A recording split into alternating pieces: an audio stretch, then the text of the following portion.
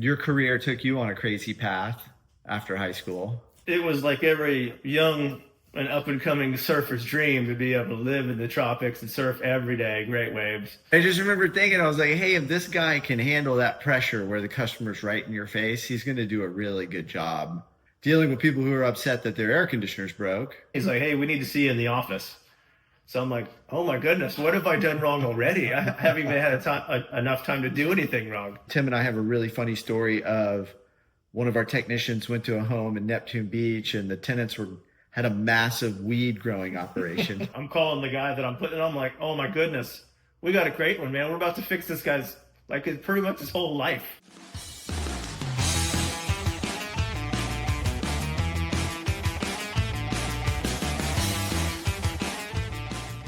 Hey, so one of the things that I wanted to do is I wanted to sit down with everybody in our organization and talk with them about what they do. The people that we're doing business with in the community, I think they need to know the type of people that we have working there. So, we can understand, what we do and how we do it. And the customer has a really good idea of who's coming to their home. If anything, we'll get to know each other better, which we probably don't need to know each other better. Yeah. Yeah. So Tim and I have known each other for probably in the 11th grade. I met you, and I would say that was 30 years ago. Yeah. 30 years ago. Because, yeah, I graduated in 93. What were you, 94? 95. 95. Yeah. So, yeah. Your career took you on a crazy path after high school. Right. You want to talk about that a little bit? Yeah, well, I guess my first passion was cooking. So, like, my parents, they were really supportive of whatever I wanted to do. But my dad, he was like, hey, let me be brutally honest with you. When I was starting to get to the age to where I would understand, he's like, I'm not going to be sending you to college or anything. If you want to pay for yourself to go to college, I'm all for it, and I'll support you in any direction you go. So he was just like, hey, whatever you want to do, you can do, but I'm not paying for it. So I was like, okay. And but I got got a restaurant job while I was still in high school, and I really liked the cooking aspect. I got pretty good at it, and I started traveling to Central America, and actually found a place that I got a job, and I ended up being a cook at a lodge, and became the manager of the kitchen there. And it was a kind of a cool little gig. So cooking and surfing. Cooking and surfing. And how long did you do that for? I guess till about 2003. Holy cow. Yeah. Yeah. A lot of cooking, a lot of surfing. What made you make a turn from cooking and surfing in Central America? So, it was like every young and up and coming surfer's dream to be able to live in the tropics and surf every day, great waves. But, eventually you start to see the big picture. And I think when I worked at the resort, I was making $25 a week plus room and board, which I guess that's good money in Central America dollars, but you're not going to retire off that. And, if you're going to retire, you've got to start planning early, and it's got to take some time. So I was like, I need to get out of the restaurant business and find a real career. So that's kind of steered me in the new direction. Yeah, so I know Tim's story pretty well. So he moves back, goes right back into the restaurant business, managing the Sierra Grill right there in Marsh Landing. Right. And I was a big fan of Sierra Grill, still am. Go there quite a bit. And, I get to talking to Tim when Tim was there working, and we had a common interest. We both had invested money in Nicaragua, and we had both bought our property from the same person, JJ Yama, and we both needed to go down there and get our titles straightened out on our property. Yeah. So Tim and I made a trip to Nicaragua together to get our titles straightened out. And on that trip, Tim was telling me some crazy customer service stories at Sierra Grill. One where a lady was accusing somebody of stealing, and he had to go back and count the entire cash register, 2 cash registers, reconcile them, all while they were super busy. I can't remember how you ended up solving that one, but you ended up solving it, maybe giving her a free dinner or something. And then The other one was, there's a couple bathrooms and areas that you told me about. And I just remember thinking, I was like, hey, if this guy can handle that pressure where the customer's right in your face, he's going to do a really good job dealing with people who are upset that their air conditioner's broke. And I remember offering you a job, and we were gonna have you start in the field, but that didn't last very long. No. But yeah, I think it kind of just set itself up because my first job, my first day, I was in the attic with a previous coworker that worked at Sierra Grill, and we're in the attic, and it wasn't even 30 minutes, and someone pops their head up the scuttle holder like, hey, is someone named Tim here? And I was like, yeah, that's me. He's like, hey, we need to see you in the office. So I'm like, oh my goodness, what have I done wrong already? I haven't even had enough time to do anything wrong. But we really needed help in the office. The lady that was kind of running the dispatch area, she was kind of nearing the end of her career. So it was actually a really good time for me to get in, learn everything I could from her, and be able to eventually take that position over from her. So it worked out good. I think we had 2 software changes when you were there. When you started, we started off with AHS, which was a really crazy DOS version where we dispatched. Then we switched to team management, which had a little bit different of a dispatch board. I think that was Linux based. And then, we most recently made the change to Service Titan. And during that time, we've grown from, I think, 10 people to close to 200 now. At one point, you were in charge of the maintenance program and our warranty processing. Now you're running the service department. You and Rich are co-running that. We have about 50 technicians in the field running service. I think we're going into almost 200 homes a day. Yeah, each guy's probably doing between. You want to turn your phone off? Yeah, are we still rolling? Yeah, dude. We're just doing the whole thing, and we might leave that in. Yeah. I don't know why these people at work try to call me during my work hours. You know what I mean? It's so unthoughtful. So we're going to do this for about 30, 40 minutes. But the ironic thing going on right now is the air conditioner is broken in this room. Yeah. And slowly the temperature is going up. My forehead's probably going to start shining a little bit more. That's okay. Yeah. It doesn't bother me. Yeah. Just the people who have to look at it. Yeah. All right. So we went through this software change. We went through this growth. You've done or had your hands in or directly managed a lot of the processes of the service department. There's so many things going on. You got, number one, you have to have a guy in a truck. You got to have him trained to be able to do the stuff. You got to have inventory on his truck. You've got to have him trained up on how to use the software. You got to be able to restock his inventory when he uses stuff. And then you have to be able to get there when the customer wants you there and be in communication with the customer. And there's just a lot to it. Just share with me, some of how you deal with that on a daily basis that may be able to help somebody else that's in your position. Yeah. So like you said, there's a lot of different aspects to think of. And I guess if I had to say what I do exactly is I'm kind of an assistant to the service manager, who is Rich. And, it's definitely not all me. Like the team, without the team, I wouldn't be able to succeed. But they're doing a great job. But I feel like I may help bridge the gap on communication between the CSR and the customer, or the CSR and the technician, or between the technician and the customer. Because basically, the way, like, if you're going to call into Donovan, we have a group that answers the phone. That's our customer service department, customer service rep. Right. And they call in and they will actually put the call on the board and give the customer a time. Right. And then your job is communication between the customer and the CSR. Right. And then the customer and the technician. Right. And sometimes the technician's asking for stuff that he needs. Maybe it's looking up a warranty part. Right. Maybe it's finding out how much a repair is going to cost. And then sometimes the customer isn't there. So then you're calling the customer for the technician. Or sometimes you're calling the customer back after the fact. It's Yeah. There's a lot to it. Yeah, the customer calls in, and sometimes there's so many different dynamics of just that part that I can assist with, because they want to know what it's going to cost, and we don't even know what the problem is yet. And so I have to try to determine kind of what direction they're going as far as what is wrong. And then, yeah, like you're saying, you got to figure out the time frame that they're available. You got to figure out when we're available. Sometimes it could be a really uncomfortable type of call that needs to happen in order to help the customer. So then you got to figure out which technician is going to be best suited for that.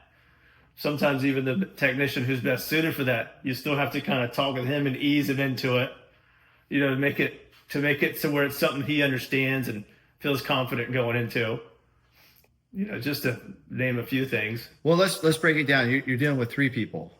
Right. A customer, a technician, and a customer service rep. Right. On a daily basis, trying to juggle them around. And fellow dispatchers. Oh yeah, and your teammates. Mm-hmm. So I mean, if like customers, what advice would you give customers? I mean, it's May, it's 95 degrees outside. What is an example you had today? An example we had today. Well, when I see these calls, I like to put myself in their shoes so I can kind of feel their pain a little bit. And I know that customer, they want results, they want the problem solved, and they want to get a really good price. So I take in all that to consideration. If ever I see someone's on the board, like end of the day, and here we are in the morning, I try to contact that customer and try to prioritize them over something that's not quite so pressing. It is kind of comparable to like a hospital room. If the waiting room's full of people that need like a checkup, and then all of a sudden some kid comes in with like a broken arm, you're going to see the kid next. Yeah. So it's a lot like that. I love, hey, Miss or Mr. So-and-so, you have 7 air conditioning systems, but Miss Jones, who's 90 years old, who one air conditioning system in her house, I gotta push your one system to get to Miss Jones. And sometimes that conversation can be difficult, but that's a lot of what you're doing is you're prioritizing who gets air conditioning. Exactly. And I'm going to say, be nice to you is what 80% of the time, customers are very understanding. Yeah. And if someone's in that situation, they're like, oh yeah, I'll go sleep in the guest room or whatever. But so there's a couple that can be very insistent, and they want to be priority no matter what. So if you're just to give people advice, like you think you're having a problem, call as soon as possible. Right. And turn it off. Yeah. Turn it off. Yeah. If it's malfunctioning, go ahead and shut it off, because it can continue to try to run. So it can have other components trying to work, and they could actually cause more damage to themselves or the unit. So yeah, if it's malfunctioning, shut it off. Yeah. It's a good rule of thumb. Be on a maintenance plan. Yeah. So I love saying this, but your air conditioning system is a vacuum for your house. So all the air in your home goes through that air conditioning system about 9 times an hour. So if you were thinking like all of the pool water in your swimming pool goes through that pool pump and filtering system 9 times an hour, that's essentially what you have going on with your air conditioning system. And that air goes through a cold, wet, dark place. And if you're not changing the filter, you're not getting that cleaned, you're not having that maintained, you're going to have issues. And then if you're not on our maintenance plan and you call in, they're not put in that priority list, so to speak. That works into how you schedule these customers, correct? Right. We do have preferential scheduling for the maintenance customers. If we've been out there maintaining it regularly and now they're having an issue, we want to get them taken care of, because they're kind of like signed up on our team, so to speak. Yeah, and we call that our Donovan 360 plan. Yeah. Covers plumbing, electric, and air conditioning. Right. And so we wouldn't charge a dispatch fee to come out if you're on the membership. Now, once we get there, if it's not something that's maintenance related, in any type of task or service or repair, you're going to get a discount on that. It's the best investment you can have for your home, because both of those air conditioning systems however many air conditioning systems you have in your home, say it's 1 or 4 or 7, all of those systems or that one system gets cleaned twice a year, which is super important because we can see the problems coming if we're able to get out there twice a year and clean it. And then if you have one problem during the year, whether it's electrical, plumbing, or air conditioning, the plan has completely paid for itself because there's no fee to have the technician come out. You pile on, you get preferential scheduling. So we definitely look at our D360 customers, with preference over people that aren't D360. And that would be one of the things if I was going to give a customer advice. I tell everybody that. And I have some rental properties. I pay for the plan myself for the rental properties because it's such a value. Right. And then, one of the things we don't ever talk about, but it's really good if you have rental properties to be on a maintenance program and talk to the company. Like we have a lot of our landlords will be like, hey, I want the technician to take a bunch of pictures when he's out there. I want the technician to see if he sees anything crazy going on. Tim and I have a really funny story of one of our technicians went to a home in Neptune Beach and the tenants had a massive weed growing operation. Yeah. And we had and the customer asked, how the house is looking, and if you're a tenant landlord situation, landlord under your contract, you may not be able to come in and see what's going on, but it's like another set of eyes, so to speak. One of us are out there, and we need to take pictures of all the components and everything and operation of the equipment. Yeah, we went out there and this guy had this little tiny duck running up into the attic, and our technician was like, I want to go see where that duck goes. Yeah. Opens up the attic door and all these plants, and we called the police, and It's like, oh my. yeah, those tenants went to jail that day, they weren't expecting that. Yeah.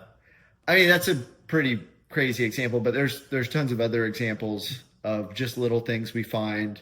A lot of times we'll find like a dripping faucet outside, just by having the AC guy walk around the house. Mm-hmm. We'll go up in the attic, we'll find, we love to blame it on the Comcast guy because they're the worst, but Comcast guy is running a wire in your attic, which we don't really run those anymore because of all the Wi-Fi. And he just cuts open a giant hole so he can cool the attic while he's running the wire. We found stuff like that. I feel like those are some pretty good tips for customers. Mm-hmm. So if you're then talking with your technicians and we wanted to send a message to our technicians who are out in the field, what do you think they could be doing to help us provide a better customer experience? I think one is communications really kind of paramount. The technicians all have the technology to be able to call the customer when they're en route to the home. So I think customers really like that. And once they know they're on the way, that helps them start off on the right foot. Customer's not surprised when you arrive. And then once you're there, just be thorough, because I think the customers respect all the technicians. They know that they're professionals walking into their home, and they know tons about how a home is supposed to look and operate. And just talk about everything they see. And we're not necessarily trying to sell the customer anything, but we are trying to inform them about how everything's operating. So for example, if you're doing a maintenance, I like to take before and after pictures of the coil, showing what it was like before you cleaned it. Then after, they're like, oh wow, they can see that you've cleaned that. If there's a dirty filter, take a picture of the dirty filter and take a picture of the clean filter. Drain lines, clear that. I like to take a picture of what's in the shop vac. That shows the homeowner that you, in fact, did clear the drain line. And pictures of the gauges, it might be harder for a customer to understand gauges and meters and all this technical data, but it is still good for your next technician to come, especially if there's like a recall where we have to come back where we were recently out and now it's not working. We can look at all that data and information and see if we can see what happened between that time and now this time. Yeah, to have a timeline of what it looked like over, 3 or 4 years. Yes. Is super cool. Yeah, there was an instance where it was a rental and we came out and did a maintenance. Everything was fine. And then a year goes by and we hadn't been out in a year. And then, they called us out for another maintenance and we came out and the coil is impacted. There's like a layer, it almost looks like a layer of carpet from all the dog hair and stuff. The customer was irate. He's like, you guys just cleaned this a year ago. How come no one's ever said anything? And, we looked at the pictures, looked at the invoice, and on the invoice showed a really dirty picture of a filter and talked with the customer, the tenant. Tenant notated that he would be purchasing his own filters and putting it in the next day because they didn't want to purchase any from us. We came back out that year later with no filter in the unit, and it was completely impacted, needed to be pulled and cleaned. And it was just good timeline proof that we could show the customer that it wasn't our fault. To get back to a strong point for a customer, if you do have rental properties, you can write it into the lease that your lease doesn't include filters, doesn't include sewer backups. It's $250 to send a plumber out to unclog a toilet. It doesn't include any light bulbs. A light goes out. I recommend that the landlord buys the maintenance agreement and then uses us as a third party to be able to inspect your property twice a year. Yeah. But so from the technician standpoint, pictures, communication with the customer before they go out there. I think it's great if the technician writes something down on a piece of paper that's important for the customer to remember. Like this day and age, we got text messages that are coming to you that say we're coming. We got text message proposals. We got an invoice that's 3 pages long that's confusing, that gets emailed to you that you just delete or you put in a folder and never read. I think like a handwritten note like, hey, Tim, just went through your air conditioning system. These are a couple things I want you thinking about. The outside unit's getting rusty. This unit has whatever going on with it. This isn't something you have to do right now, but I wrote it down on a piece of paper so you could understand. I think it's just so powerful when you do that, when you do that for somebody. And I wish our guys would do that more. I really do. Just a little piece of paper with some simple, just some bullet points, some pricing or whatever. Because, most people these days are getting 50 to 100 emails a day and getting all these text messages, and a lot of it's spam. I don't know if you saw what Austin did. So we've been having, electrical's really hard, okay? Almost every call that an electrician goes to is a sales call. So these electricians, and this goes for everybody in the service business, but I'm sort of concentrating on electricians because we had something so incredible happen that I feel like it's just really important to communicate. We've been wanting them to write this down on a piece of paper. Number one, I don't feel like anybody's reading their emails. And I feel like the communication that's coming from Service Titan is confusing. So I've been meeting with the electrical department. I'm like, hey guys, I need you to write this stuff down on a piece of paper so it's easier for the customer to understand. And, none of them are doing it. I get it. I'm asking you to do extra work. Your boss wants you to write it down on a piece of paper now. I get it. So Austin had one of his electricians call in. They were sick. And I was talking with Austin that morning. And I go, Austin, this is an unbelievable opportunity for you to lead by example. I go, every single call you go on, I want you to write it down on a piece of paper. And I want you to say it this way. Hey, Miss So-and-so, the stuff that gets sent to you in email, it's a little hard to understand, but I wrote it down on a piece of paper so it's easy for you to understand. He goes through and explains what's on the piece of paper. One instance, the customer called him back like before he could even walk out of the house saying he wanted to do it. I think he sold 5 memberships that day and had $35,000 in sales. And that's awesome.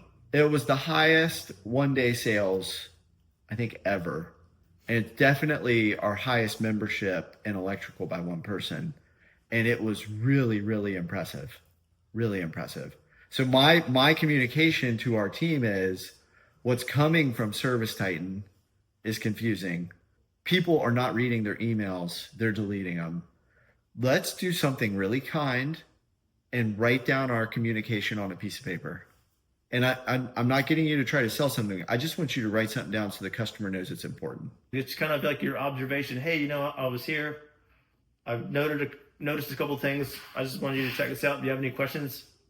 I'm gonna be over here. Just let me know. Yeah, the hardest conversation I have, and I see people all the time who use our company, is your technician never told me. And like we'll be going out there for 4 years doing the maintenance, and then all of a sudden this customer has a major problem and they're confronted with a big bill, and I'll see them in Publix, I'll see them at a PTO thing, I'll see them at a school event, I'll see them on the beach. They're like, hey, everything's great, your technician's awesome, everybody's so polite, but man, they never told me about this, and I would have been preparing if they would have told me. And that's the whole purpose of you being on our Donovan 360 plan. Right.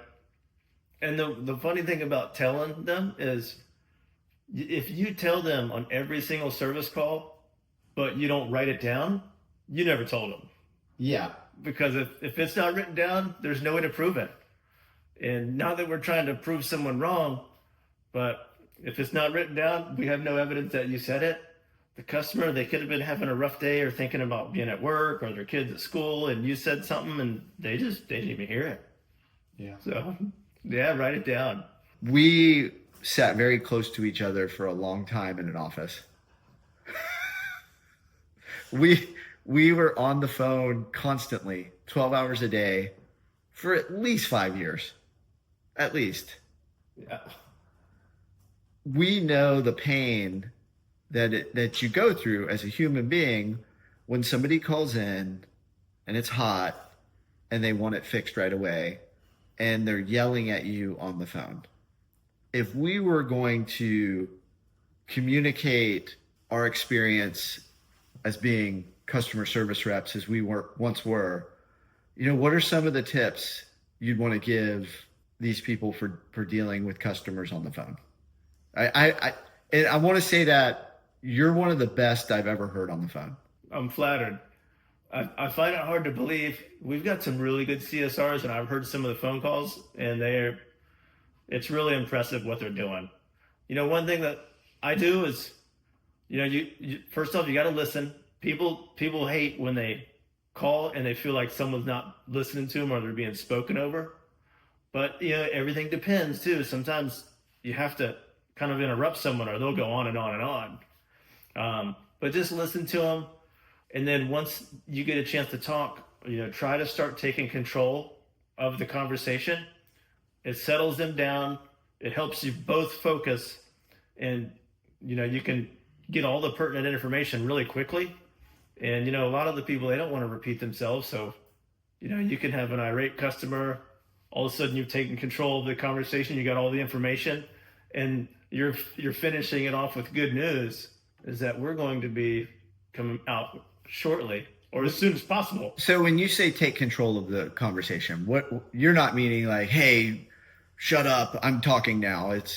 No. You have some techniques for that, right? Yeah, well, my outdoor unit's making a crazy noise, and this, that's interesting. Does it happen when it just turns on, or is it something that's going constantly, or, and then they'll focus in on that. And then oh, okay. And as soon as they're done talking about, well, now let's ask them about the indoor unit real quick. What's the indoor unit doing? Does it seem like it's doing okay? So you're taking the conversation from them telling you what's wrong to asking them questions to get them involved. Yeah, you're agreeing with what they're saying as well as being engaged in the conversation, asking them to, a little more about it. And they're not just bullshit questions. You're really asking questions to help get their problem fixed as soon as possible. Right. Okay, so if you were new and you didn't have the technical experience you have, and you were going to give advice, what else would you do? Because like a lot of times they might not be able to. Somebody who's only been answering the phone for us for a couple months. Right. Well, number one, I love for all of our customer service reps to ride with technicians. We currently do that. So anytime you're answering, if you're calling our organization, if you're calling Donovan, a customer service rep has spent 5 hours in the truck. So it's not somebody in India who has no idea what we're talking about. They've spent 5 hours in the truck. They have a good idea what's going on. But if you were going to give like some basic, green light advice. Information's coming at you. I like to keep a good notebook. And this is something I've always done. Now Service Titan will identify the customer in most cases. if it's the phone number that we recognize. But you're speed listening and you're trying to take bullet points. First thing I like to try to do is get an address. Names can get misconstrued and a lot of letters and words can sound like the same word, but an address is usually pretty dialed in. So get an address, bullet points, a couple things. Condenser not working. Or, you get the address, water on the floor. We were here 2 weeks ago. They really hate Rod. Whatever it is, you get that done and you're listening, and you're like, is this your address? Let me verify your address. Like, first thing I like to ask is, let me verify your address. Once they verify that, yes, so you're looking at the history while they're continuing to go at you. From there, there's a lot of different directions that can take. It's not cool. Okay, did you go ahead and shut the unit off the thermostat for us, please? And they're like, yeah, I did that. Okay, great. And then whatever, something's not working. Did you check the breakers? There's no breaker tripped or anything. Was there any power outages or, there's a weird knocking noise in the outdoor. There's funny, silly question, but there's not like a tree branch or something leaning on the unit, is there? Just anything you can do to just get them going. But yeah, the notebook's essential. So taking notes while the conversation's going on. Because sometimes have a system for taking your notes. Yes. Do you want to talk about that real quick? Because you have notebooks and you have them numbered. Are they numbered by month, date? So I've actually there's so much computer technology these days, and this is probably my first notebook that I don't have it, but I used to start every notebook with the date, the starting date on the outside. And then once I got to the very last page, I put the end date. And I had these things all up on shelves. Yeah. I sold a coil one time off of notes that were like 3 years old from my notebook, and I was pretty proud of that moment. But yeah, I like to get address, bullet points, some issues. They might give some other clues like, and I'm only gonna be home like after 4 from work, or bingo, boom, you're putting stuff like that down. My husband's gonna be home, but I'm not. Whatever. And then when they're talking, you got an opportunity to get almost all your information out of them without even having to speak. Listening a lot more. And then sometimes you have all that. Okay, so here's your address. And then since when they're available, so I can have someone there today around between 3 and 6, because they said they're going to be home at 3 or whatever, for example. Mm-hmm. Or they're going to leave at 7. So yeah, I can get someone there probably between 12 and 4, probably earlier on that arrival window. I mean, communication is so good these days. Like having a window is like, hey, I'm going to block off this window. We're going to give you the 1 to 4 window. That doesn't mean you need to be at home from 1 to 4. I can text you. I can call you. I can send you an email. I can let you know 30 minutes before we come over, and you can come home. You can still be bouncing around doing whatever you're doing, and we'll contact you and be there 30 minutes after we contact you. And always make sure that you know what phone number they want you to call on. What's the best number to reach out to you? Well, it's this number. Okay, yeah, I can see we got a good number that's working right now. I don't know if you're going to be calling from a different number or have someone else is meeting us. Numbers change. People have multiple phones. Mm-hmm. So that's not a bad question. Maybe try not to be a smart aleck when they say, well, just use this number. Okay, I just wanted to make sure what the best number is. Well, we are going to be calling you. Well, a lot of people are calling in. They've had a bad customer experience before. Right. We're trying really hard to have a good customer experience.